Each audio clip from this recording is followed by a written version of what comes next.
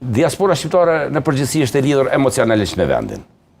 Dhe këtë gjë ka ditur më së miri lëvizjave vendosur ta shfrytëzoj, dhe me politikat e tyre populiste kanë ndikuar të një pjesë e mirë e mërgatës që ata votën e tyre ta drejtojnë për lëvizjen vetëvendosje, duke u thirrur gjithmonë në veriun e Kosovës, me lirimin e ura, me ndërtimin e urave, gjëra të tilla, pasi që ata nuk jetojnë në Kosovë. Pra ne përgjithsisht, po them ne me që edhe unë vetë jetoj atje, dhe nuk i kemi problematikat që kanë qytetarët e Kosovës me arsimin, me shëndetësinë, me rrugët, me shumë probleme, apo edhe me energjinë që tani më është...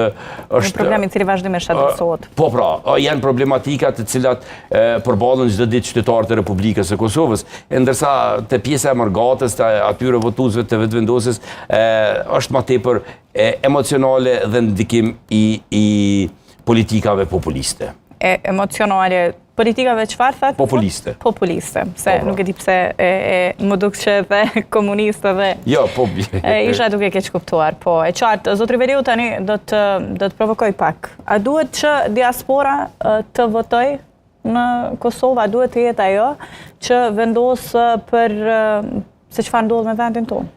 Ja, unë mendoj se diaspora duhet votoj, por për të vendosur nuk e ka mundësinë për të vendosur. Por në fakt nuk është se ka pasurat atë mundësi. Ja, se... Në një farë forme po.